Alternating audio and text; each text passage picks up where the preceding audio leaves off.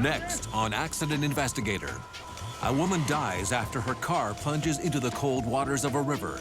But a troubling phone call to the district attorney's office 2 weeks later starts this case moving in an unexpected direction. For them to call me at the scene, I knew it had to be a complex case. It would take a great deal of investigation. Then, investigators are called on the scene of a puzzling hit and run that has left one man dead underneath the car. But with no witnesses and little road evidence to go on, investigators have more questions than answers. We had a victim that was underneath the car. Was there anybody else in the car? Were they the sole occupant of the car? Who was driving the vehicle? And a woman walking on the sidewalk is hit and killed by a car that left the road for no apparent reason. What I found astonishing about this crash is the car had traveled such a long distance without any input from the driver. Was there a problem with the car or with the driver? Every year, violent collisions kill 3,000 Canadians and injure another 200,000. But there is no such thing as an accident. Every collision has a story as unique as the people involved. Rusty Haight is a leading authority on accident reconstruction. He trains investigators around the world to read the clues and solve the mysteries. This truck's a mess. It's rolled over, it's been hit once, probably twice on the side. Can you imagine what it was like inside this truck for the occupants? Well, somebody has to, and that person's studying occupant kinematics. Now, occupant kinematics is all about how people move inside a car. We can use it to analyze seatbelt issues, airbag issues. Now, sometimes it can come into play in more mysterious cases, where even the very nature of the crash is a question. It's after midnight on an empty stretch of road when a woman notices a man frantically trying to flag her down. She's a little reluctant to stop, but as she draws closer, she can hear the man pleading for help. The man tells her that his car has gone off the side of the road into the river, with his elderly mother still inside. Within minutes, a local trooper arrives on the scene. It's down there, down there. Where? But by the time they get back down to the car, the body is nowhere to be found. He said that he'd spent some 15 or 20 minutes swimming up and down, searching for his mother, trying to get her out of the car. Please, somebody, as soon as possible. The man identifies himself as Anthony Salter. At the time of the accident, his elderly mother had recently undergone hip replacement surgery, and Anthony decided to move back into her house to take care of her. When he tells the police about his failed attempt to save his mother, the officer is impressed by his calm behavior and ability to recall all of the details of the incident. At the hospital, a routine checkup shows that Anthony hasn't suffered a single injury from the crash. The doctor is surprised by these findings, and the escorting officer decides to take photos of the examination. The next day, Anthony receives terrible news from the police. Earlier that morning, his mother's body was found washed up on the riverbank. On first blush, Marion Salter's death appears to be a tragic accident. But 2 weeks after the crash, District Attorney Rick Esser receives information that puts a doubt in his mind.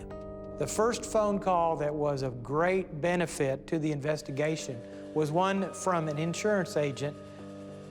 The agent explains to the DA that Anthony had recently increased his mother's life insurance policy and that he seemed desperate to get his hands on the money. From that moment, Rick decides to completely re-examine the dynamics of the crash. While we had our doubts about the defendant's story, we wanted to see if the laws of physics demonstrated that is this person a valid suspect or is this likely an accident? That's why we had Joe Hancock get involved. Crash reconstructionist Joe Hancock usually works in another jurisdiction, but he is quickly identified as the best man for the job. They wouldn't waste my time, and I wouldn't waste their time. For them to call me at the scene, I knew it had to be a complex case and that it would take a great deal of investigation. Joe is a specialist among specialists. His field of expertise studies the body's movement inside a vehicle during a crash, a science called occupant kinematics.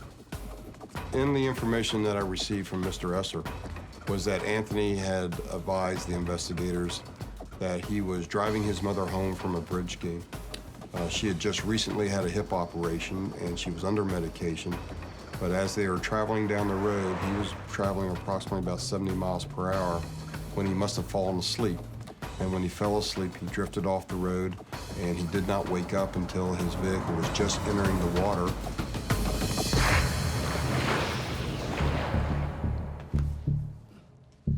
When Joe begins his reconstruction, 2 weeks have already passed since the accident.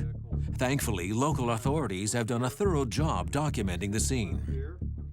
To determine whether or not the crash was really an accident, Joe has to analyze the 3 most important factors in occupant kinematics: the crash scene, the vehicle, and the occupant's injuries. One of the things that Mr. Esser did was show me photographs taken very recently after the crash of Mr. Salter. And immediately I saw that this person had no marks at all on his chest or upper body. Joe suspects that this photograph might be a highly valuable source of information, but he can't make any assumptions without first looking at the other elements of the crash. I needed to see the scene. Hello. Joe heads over to the crash site with the investigator who first mapped the scene. Detective Eddie Verdon shows Joe where Salter claims his car went airborne and jumped into the water at around 110 kilometers per hour. Looking at the tire tracks and looking at the scene, my experience told me already that this did not happen the way Anthony had described. First of all, if a vehicle did go off a cliff at 70 miles per hour, the vehicle would have almost cleared the river completely and landed on the other side. But Detective Verdon informs Joe that the vehicle was found in the water only 5 meters from the shoreline. Both men agree on one thing: the car had to be traveling at a much slower speed than Salter claimed. Now, of course, that does not mean that he is lying. He has been involved in a traumatic crash. He has lost his mother. He could have a hard time remembering correctly.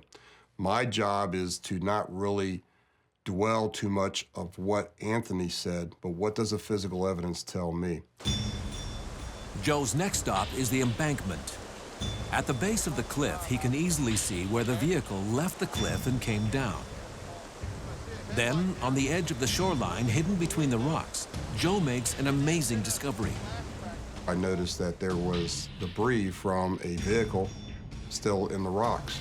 I then identified a headlamp assembly, some molding from the luggage rack, and an antenna from a motor vehicle. This unexpected find sheds a whole new light on Joe's investigation. Seeing that, I knew that this vehicle did not actually hit water first, but it hit the base of the cliff first. This area at the base of the cliff was roughly about 7 to 8 feet from the base of the cliff, so the vehicle went off at a very low speed. This clearly disproves Anthony's recollection of the speed he was traveling, but it still does not contradict his basic version of events.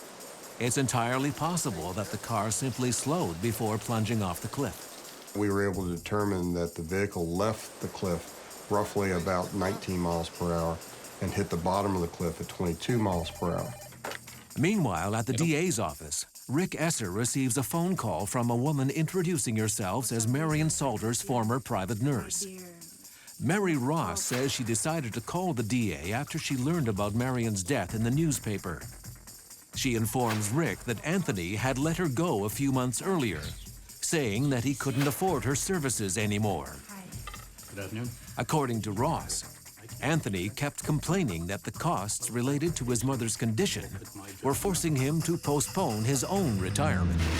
Coming up, the investigation takes a shocking new turn when the results from the autopsy are revealed. Well, when I saw the amount of medication in her system, I then understood that she was basically passed out. She was quite asleep and anything could have happened.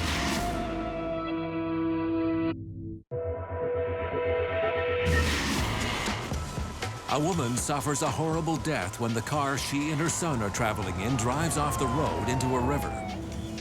Clues at the crash site and interviews with family members have led investigators to suspect her son's version of events.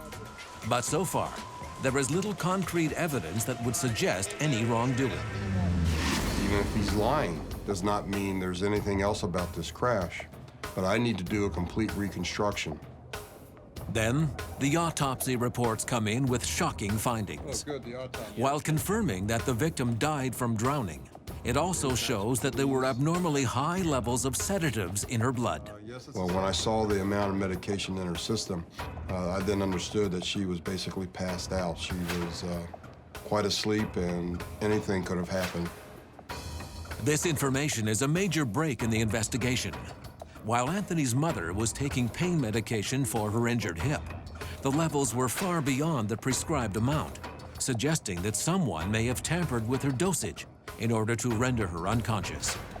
But despite mounting evidence of foul play, the only thing that can prove it one way or the other are the kinematics of the crash itself. The next step is to analyze the damage to the vehicle. As I approached the front of the car, I did notice that there was severe front-end damage. It's starting to confirm for me that the vehicle hit nose first. On the right front of the car, one headlight assembly is missing, while the one on the left-hand side identically matches the model Joe found on the embankment. I then noticed that the antenna fit into the receptacle for the antenna. And I also noticed that the weather stripping for the roof rack did match up to the crashed vehicle. Joe next turns his attention to the numerous scratches and bumps found on the car. For this veteran accident investigator, reading those marks is like reading a book. And soon Joe is able to precisely reconstruct the dynamics of the crash. Well, I also noticed in my observations of the car scrape marks that were in a circular pattern. So it does confirm to me that the vehicle hit nose first, pivoted on the nose, and fell on the driver's side of the car. And then the scrape marks all along the side, the driver's side, well, that tells me that the vehicle then slid into the water. At this point, Joe knows how the crash occurred. But in order to reconstruct the truth, he will need to determine exactly how this squares with the injuries to the occupants. And this is where Marion Salter's autopsy report might be the key. I saw that Marion had bruisings on both her left and right knees. She had bruises along the shin of her right leg. I then can match those up to contact points in the car. Here and here. On the passenger side of the car, the history of Marion Salter's final moments is clearly written. So it looks like her knees came in and hit the dash here.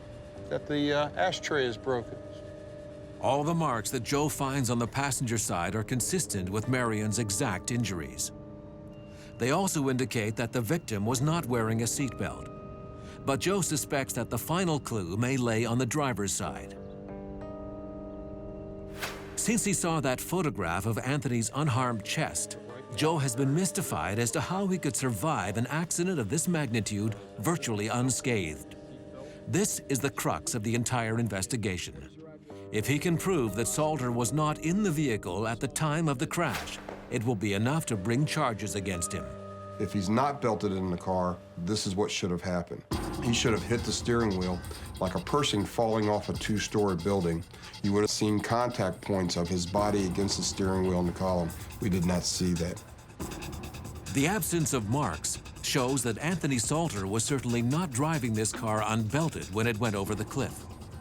But Joe still has to rule out one last possibility that could be raised in Salter's defense.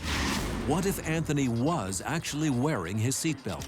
So in this case, we don't have any marking from a body on the dash or the steering wheel. Now, in a lower speed crash with the seatbelts, that's what seatbelts are for, and so it should be preventing that kind of contact. But that's going to leave some sort of marks on the body where the belts come across your ribs and across your waist. What we're going to do is an experiment here with the belts and the dummy.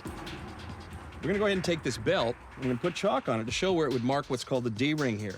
And we're going to also have the belt across the dummy and see how he loads that belt in the crash.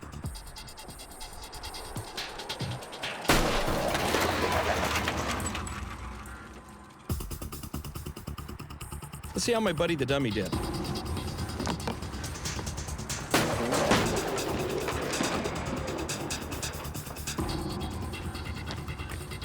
Okay, so let's see how my buddy the dummy made out.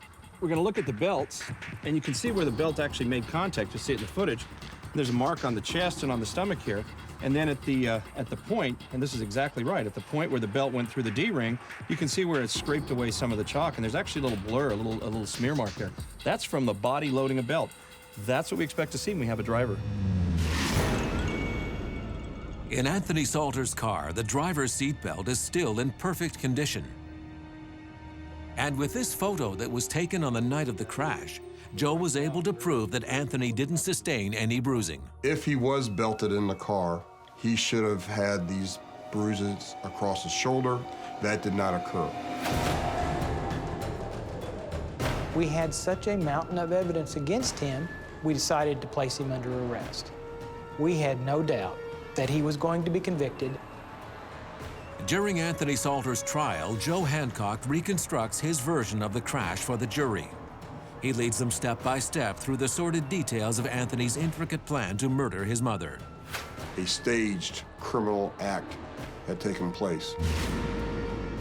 Late one night, Anthony Salter is driving his 81-year-old mother home from her weekly game of bridge. He most likely offers her a drink that he's heavily spiked with sedative, and within minutes she is asleep. Anthony is familiar with the road and knows the exact moment to pull off where the ground begins to slope toward the small river. He stops just long enough to get out of the car, leaves it in gear, and then watches as the vehicle begins to roll. The car falls over the cliff and hits the embankment, twisting and toppling into the water. As the car slowly sinks out of view with his mother trapped inside, Anthony scrambles down the embankment and splashes muddy water on himself. A few minutes later, he is flagging down a passing motorist for help. Joe's accident reconstruction was the pièce de résistance, if you want to call it. It's hard to refute the laws of physics. The jury is quickly convinced, and Anthony Salter is sentenced to life in prison for the premeditated murder of his mother. Coming up, investigators are on a hunt for clues to explain how a man ended up dead stuck underneath a car. We had a victim that was underneath the car. Was there anybody else in the car? Were they the sole occupant of the car? Who was driving the vehicle?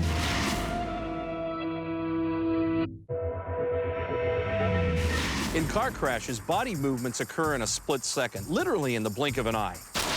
Did you see where the dummy was in this crash? Did you see how close it got to the steering wheel when the airbag deployed?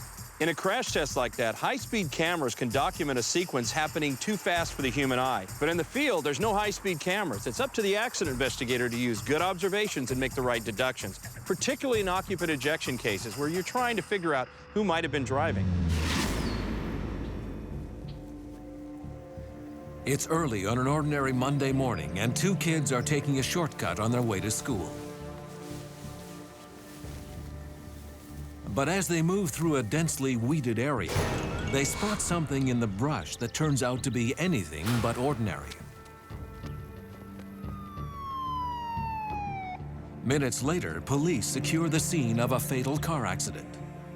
A vehicle is flipped on its side in a ravine with one man pinned down underneath.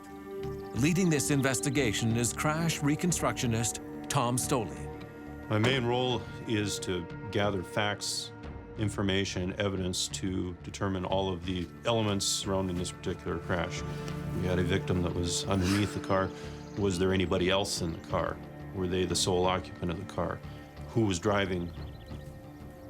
As officers search the area for other ejected occupants, Tom notices the overgrown weeds and realizes that the car is barely visible from the roadway. The first thing that struck my mind was, how long had this been there?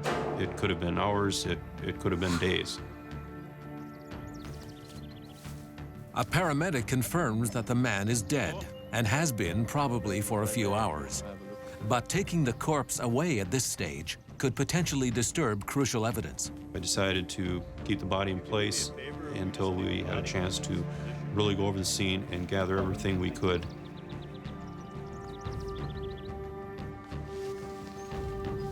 There are several items strewn around the site. A couple of empty beer bottles and unopened packs of cigarettes litter the area. Further up the ravine, a baseball cap has also been thrown from the car.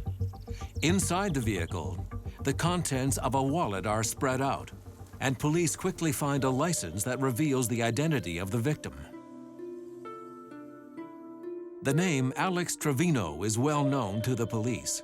He lives with his uncle, Gene Mitchell, and their home is regularly visited by officers answering calls related to public disturbances and drunken brawling. Alex and Gene are rarely seen without each other, and around town everyone knows who they are. The car is licensed to Gene, but a quick check shows that Alex is registered as a second driver. As police try to contact Gene Mitchell, Tom directs his attention to the physical evidence on the roadway. Analyzing a pair of tread marks left on the asphalt, he is able to visualize the events leading up to the crash. As it enters the curve, it goes into a side skid. It's rotating. It's where the rear tire crosses over the path of the front tire. That's why they get wider here. Such traces of rotating motion lead Tom to one conclusion. The car entered the curve traveling way too fast. Every curve, every bend in the roadway has what's called a critical curve speed. Now that's a speed that you can't go faster than and still stay on the curve. Now if we know the radius of the turn and something about how sticky the road is, friction, we can actually calculate that speed. So what we want to do is stay inside of that speed. Now we're going to do an experiment here. I'm going to drive through this curve to show how fast we can go and still stay on the curve.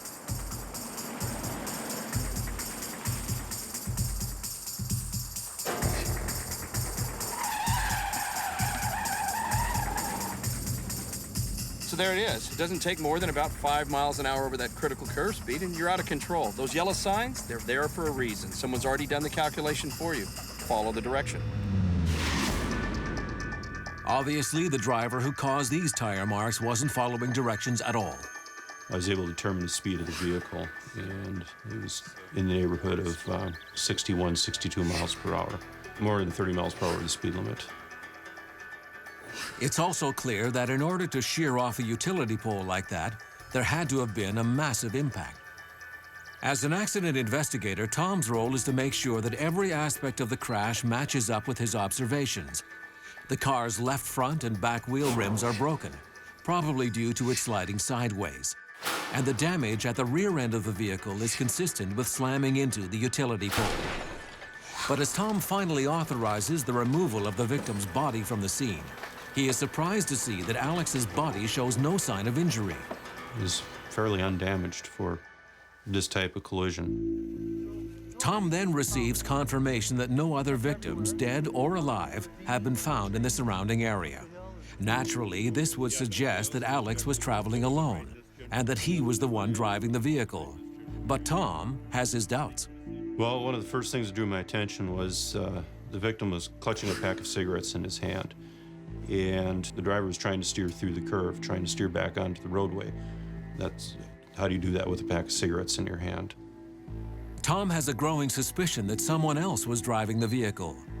He requests an immediate check on the crash victims recently admitted to nearby hospitals and starts looking for clues that may suggest there was a second occupant in the car. I think there's somebody else. Studying the new pack of cigarettes more closely, Tom wonders if it may have been purchased just moments before the crash. It appeared to be a fresh pack of cigarettes, like he was in the process of opening them at the time. Following his instincts, Tom decides to check out a convenience store located just half a mile from the scene, on the exact same road the car was coming from. That would seem like a logical spot that they may have stopped to purchase these cigarettes. In an amazing twist, the store clerk tells Tom that Alex Trevino had indeed been in the store earlier to buy cigarettes. And he was not alone. Screening the surveillance camera footage, Tom is able to locate an image showing that Alex Trevino walked into the store with another man. The clerk knows them both well. He identifies Alex's companion as his uncle and buddy, Gene Mitchell. It was a great piece of evidence because it puts them together just before the crash. And the other important piece of information in the video was Gene Mitchell's wearing a baseball cap. A baseball cap identical to the one Tom found on the crash scene. It places Gene Mitchell at the scene and also helps pinpoint the time of the crash. With this new piece of evidence, Tom knows that a few minutes after 4:42 that morning, Gene Mitchell was riding with his nephew, Alex Trevino, when their vehicle violently left the road due to excessive speed. His next task will be to determine who was driving. And since alcohol seems to be involved, the answer to that question could lead to serious consequences for the surviving victim. Coming up, Tom Stoley relies on injury analysis to determine which one of the two occupants of the car was behind the wheel during the crash. They were substantial injuries. Most of them were localized to the left side of his body. They were definitely from some sort of car crash.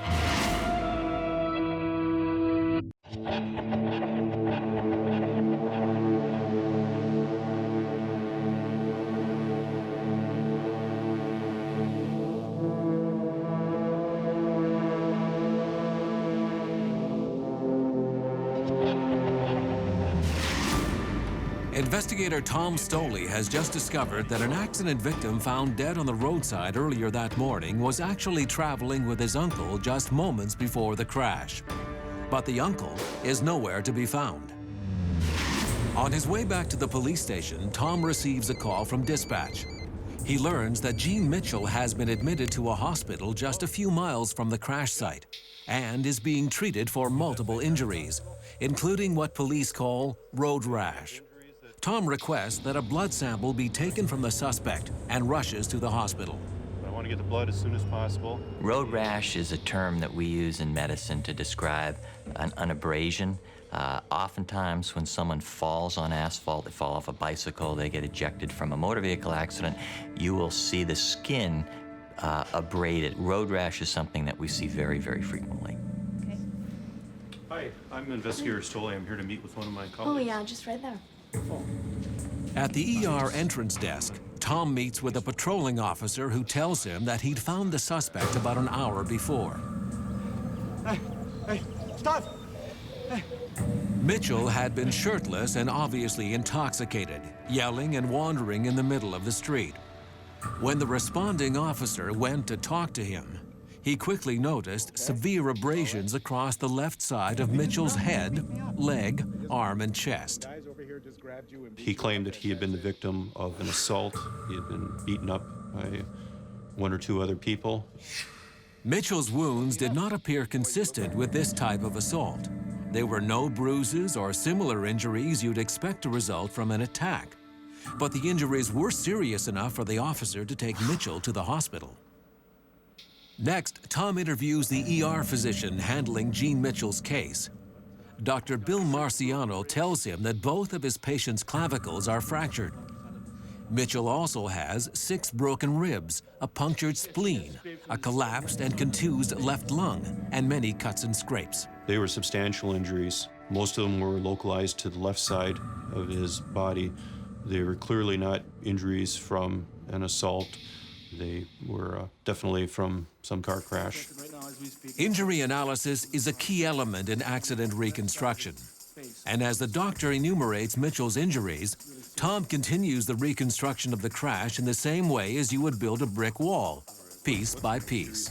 The way the vehicle left the roadway, one of the first things it did was impacted a utility pole near the left rear of the car. And it would be reasonable that the person sitting in the driver's seat would be slammed against the left side of the car and sustain some fairly major injuries on their left side. That would account for the broken ribs on the left side, the ruptured spleen, and the various other internal type injuries he received. Yeah, certainly. Gene Mitchell's blood test results confirm that he was highly intoxicated on his arrival at the hospital. If Tom is able to prove that he was behind the wheel at the time of the crash, Mitchell will certainly be facing some serious criminal charges. Dr. Marciano understands the situation and he authorizes Tom to interrogate his patient. When I spoke to Gene, he gave a couple of conflicting versions of the cause of his injuries and his whereabouts that night.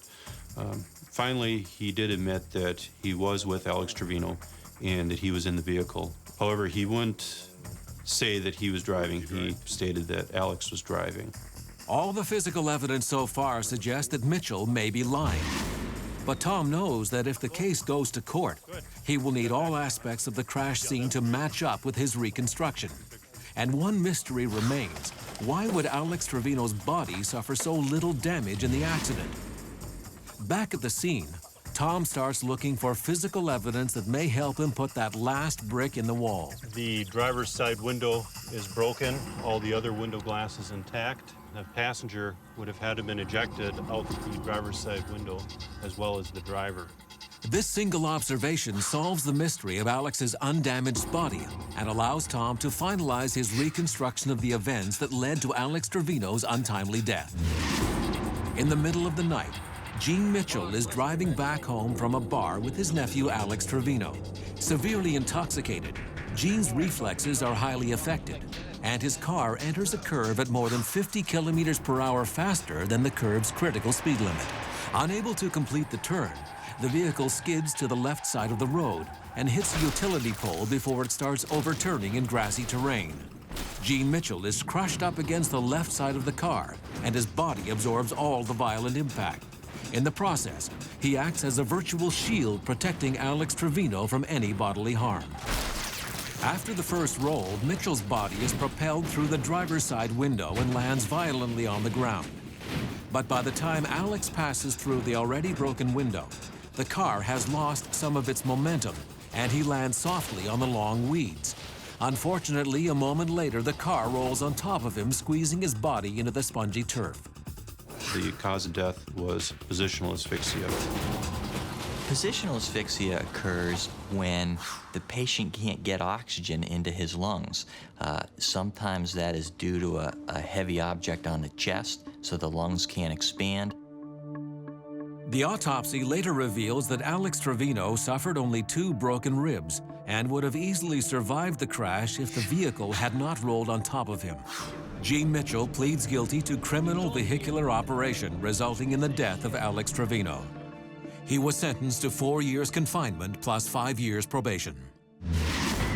Coming up, a woman is hit by a car that seemed to have left the roadway for no apparent reason. So in a crash like this, you start thinking about different scenarios, how the crash could have occurred, what may have caused it. Was there a mechanical problem with the car? Was he hit by another vehicle that caused him to lose control? And the other possibility is he swerved to avoid something in the roadway.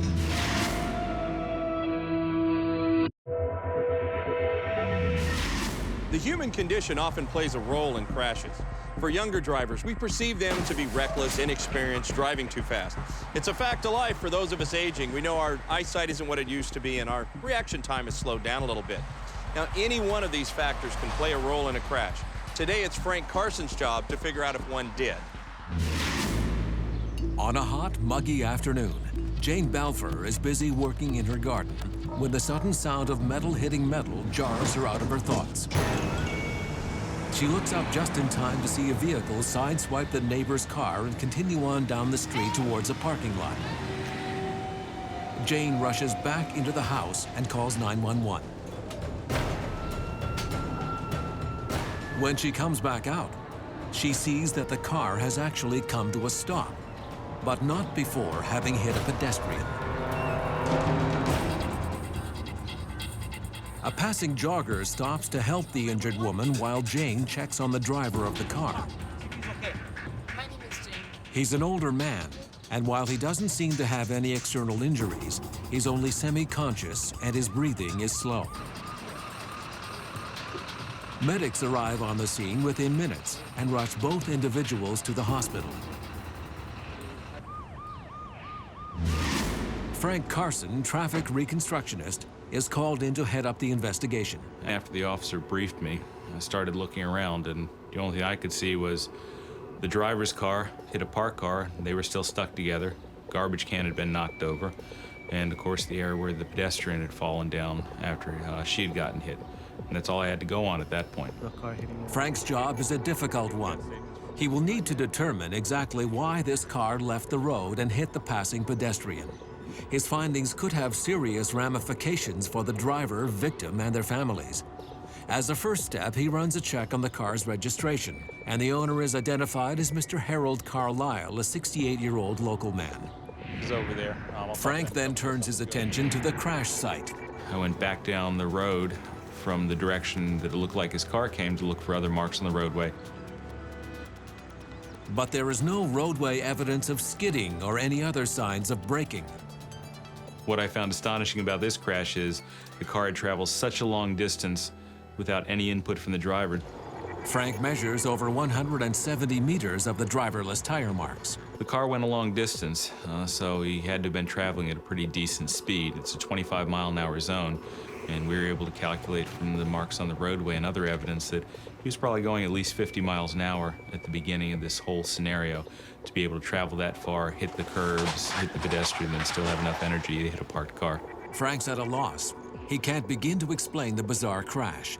There's just no evidence to give him a clue as to what might have happened here. So in a crash like this, you start thinking about different scenarios, how the crash could have occurred, what may have caused it. Was there a mechanical problem with the car? And the other possibility is he may have done what some people do and confuse the brake pedal with the gas pedal. Accident investigators find themselves working on cases where the driver has mistaken the brake and the accelerator pedal. May seem surprising, but it happens, and it can lead to disastrous results. Can you imagine being on the freeway and a big truck in front of you slowing, and instead of going for the brake, you go for the accelerator? That's not a good thing. Now, a lot of times when this happens is you find a certain type of tire mark, an acceleration scuff, and accident investigators are trained to identify that. It's different than a braking tire mark. But here, Frank doesn't have either. So what's he going to do? How's he going to solve this case? The vehicle also shows no damage that would suggest Carlisle had been run off the road or involved in an earlier collision. Next, Frank requests that the car be taken back to the garage for a full forensic inspection. So the scene information and what the witnesses told me didn't help a lot to answer some of the questions we had. We have a car that's out of control, and we have a pedestrian. And did the pedestrian maybe accidentally step in front of the car? It's something we don't know about right now. And the best way to find that out is going to be to go to the hospital and talk to Mr. Carlisle, see what he might remember. The case is starting to rely heavily on Stephanie Platt and Harold Carlisle. Coming up, Frank rushes to the hospital in hopes that he can gather more clues. These are all questions that I have to try and answer, and the best way to answer that is talk to Mr. Carlisle at the hospital.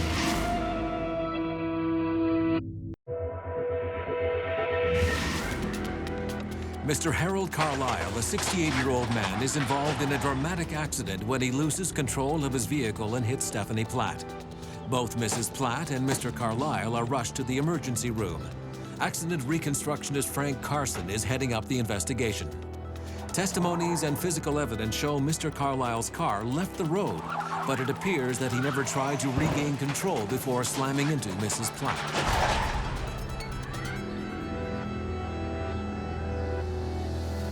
So while I'm driving the hospital, I have a couple scenarios to run through my head.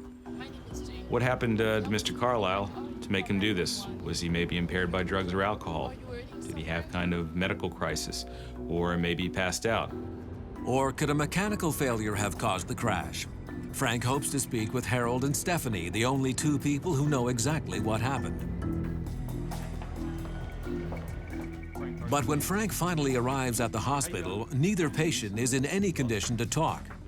Harold Carlisle has been heavily sedated, his body having gone into shock, and Stephanie Platt is still in the operating room undergoing surgery to save her life. Her leg was so severely injured by the impact that it had to be amputated, and her other internal injuries are massive. She suffered serious blunt force trauma. Blunt force trauma at moderate to high speed is a very dangerous situation for the patient. The risk of serious injury goes up astronomically. You assume very serious injury in multiple organ systems. The doctors have been able to run a routine blood test on Harold Carlisle, and the results come back negative for alcohol, another dead end. But as Frank turns to leave the hospital, he is flagged down by Tom Carlisle, Harold's son. Tom tells Frank that he'd been expecting his father that evening for dinner. When he hadn't shown up, he tried calling and eventually drove over to his dad's house. He was surprised to find the Meals on Wheels service breakfast still in the bag and untouched on the kitchen table. Frank asks Tom whether his dad was on any medication or suffered from any medical problems. Tom then reveals a very important fact. His father is an epileptic.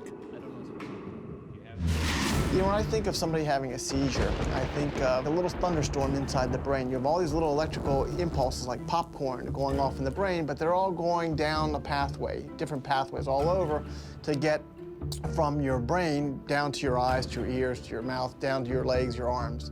And what happens with a seizure is there's an abnormal electrical impulse in the brain, like a spark. and all of a sudden, that spark can trigger other sparks. Frank learns that Harold Carlisle had been on the same prescription drugs for about 15 years, and as far as Tom knows, has never suffered any side effects. Tom didn't know the type of medication, but he was able to give me an important clue. He gave me the personal physician, Mr. Carlisle, so that's a person I can follow up with and get a little more detail out of. Frank gets a call from dispatch reporting that the mechanical inspection revealed no faults or problems with the car, and the only significant damage was sustained in the final collision.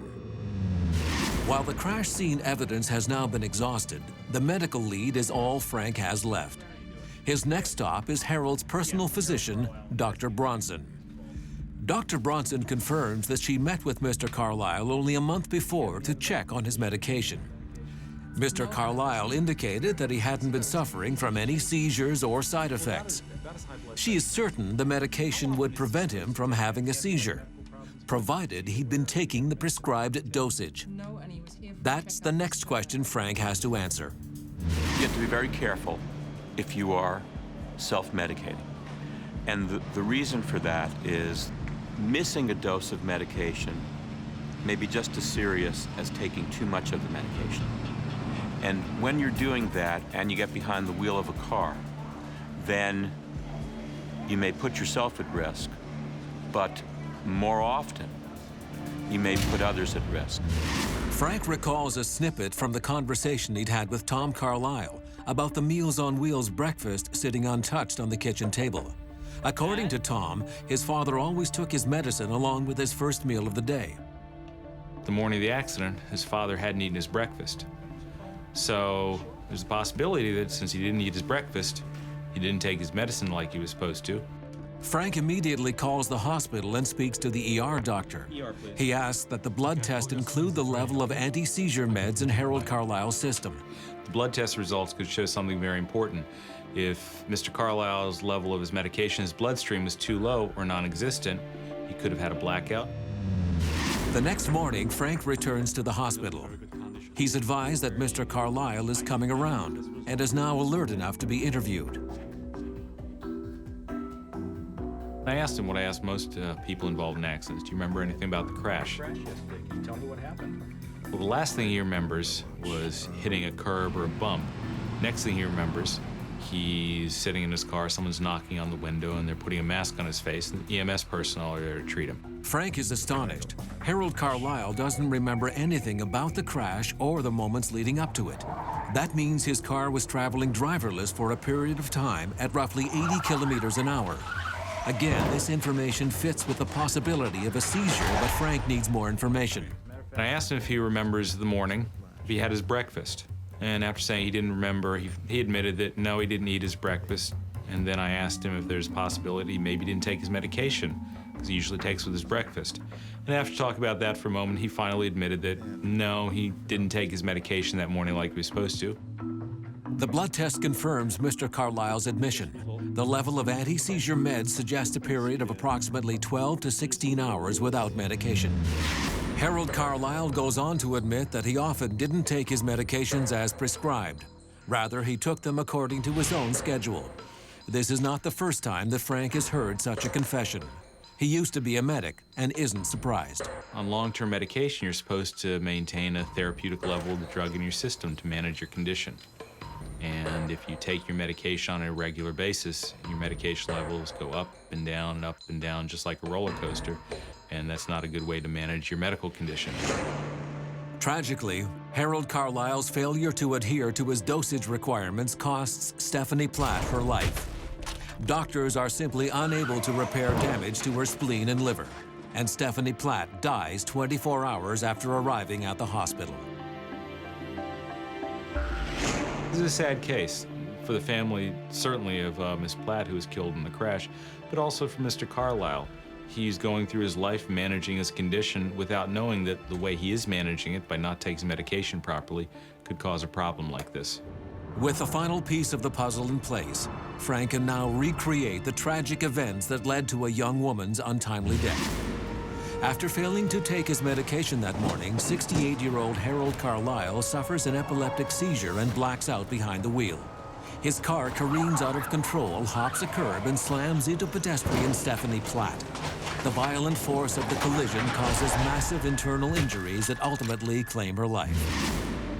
Frank meets with the state attorney's office to review the case and decide what, if any, charges will be brought against Harold Carlisle. I met with the state's attorney's office to review the case, and Mr. Carlisle could have been facing motor vehicle manslaughter charges, but because of the circumstance of the case, it was decided not to prosecute him criminally, and Ms. Platt's family decided not to pursue any civil litigation.